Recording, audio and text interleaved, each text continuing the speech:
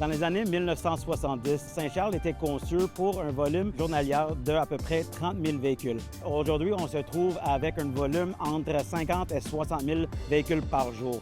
Les méthodes traditionnelles pour faire la programmation et la gestion des intersections n'étaient plus faisables.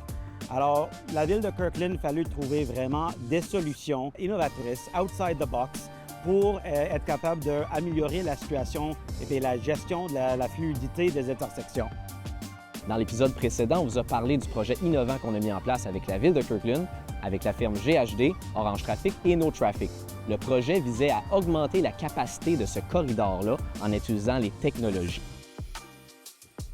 Après l'installation des équipements, on a commencé à collecter des données de circulation grâce au détecteur No Traffic qui fusionne radar et caméra.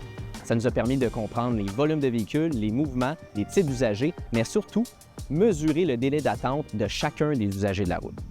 À partir de ces données, on a été en mesure de définir nos objectifs, dont l'objectif principal est de réduire le délai d'attente moyen à toutes les intersections, considérant l'ensemble de ces approches à tout moment de la journée et de la semaine. Par la suite, on a activé l'intelligence artificielle sur le corridor. Chaque intersection analyse le trafic en temps réel et ajuste les feux afin de fluidifier le trafic. Les intersections communiquent entre elles grâce au système infonuagique, ce qui permet de coordonner le passage des pelotons de véhicules. En cas de problème majeur, comme une panne, on peut toujours revenir à une coordination classique pour garantir la sécurité. Un des éléments de succès clair du projet, c'est la collaboration qu'on a reçue autant d'Orange Traffic que de No Traffic. C'était quelque chose de nouveau pour nous, donc on devait apprendre. L'équipe a été là pour nous soutenir au niveau technique et aussi au niveau terrain. Quand on avait des enjeux, la réactivité était toujours présente pour assurer la circulation. Donc, au niveau des défis, on avait un échéancier qui était relativement serré. Ça donne peu de temps pour faire l'ensemble des ateliers qui sont requis parce qu'avec le système Orange Traffic et No Traffic, on doit réécrire notre façon de gérer la circulation. On doit établir des critères de performance, on doit établir des objectifs, on doit établir des lignes guides avec lesquelles le système va travailler, va évoluer puis va améliorer notre synchronisation. C'est des nouveaux systèmes, on les met en place. Nos résidents s'attendent à ce que ce soit fonctionnel jour 1, mais il y a un travail de programmation à faire, donc il y a de l'éducation au niveau des résidents. Les résultats obtenus sont très satisfaisants. Les études avant-après ont permis de démontrer une réduction du délai moyen d'attente de l'ordre de 22 %. Et ça peut passer à 30, 40, voire 50 si on cible certaines intersections plus critiques ou si on regarde tout simplement l'heure de pointe. Si on comptabilise ces réductions de délai qui se transforment en gain de temps, c'est plus de 150 000 heures annuellement que la Ville redonne aux usagers et à ses citoyens. En 2024, on a fait une analyse du temps de parcours sur 10 intersections sur boulevard Saint-Charles.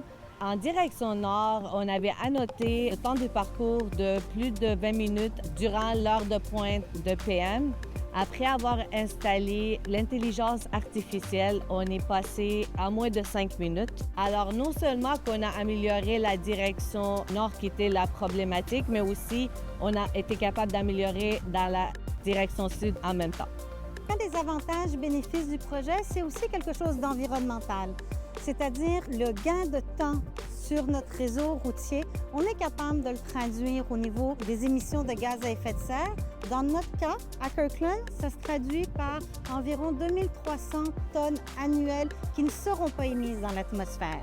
En d'autres mots, c'est comme si la ville de Kirkland, en lançant ce projet-là, avait retiré plus de 500 véhicules des routes de façon permanente. Bien sûr, la circulation continue d'évoluer. Donc, on surveille ça de près, on collecte des données, on ajuste le modèle et on s'assure de tirer le maximum de l'infrastructure au quotidien. C'est sûr et certain que pour des futurs projets à la ville de Kirkland, on va maintenant regarder les nouvelles technologies, puis on ne restera pas nécessairement juste avec les méthodes traditionnelles pour la gestion des intersections. Dans les prochains 10 ans, la ville de Kirkland verra plusieurs développements puis la densification un peu partout sur le territoire. Et donc, automatiquement, notre pensée va aller directement avec l'intelligence artificielle pour la gestion des artères principales, ainsi pour maintenir une bonne fluidité sur tous nos artères. Ce projet à Kirkland, c'est une première au Québec, mais c'est juste le début. On travaille déjà à étendre cette approche à d'autres endroits à travers la province pour rendre nos routes plus sécuritaires, plus fluides, mais aussi plus vertes. Merci de nous suivre dans ces aventures technologiques. Restez connectés, suivez nos projets. Je vous assure, vous ne serez pas déçus. À bientôt.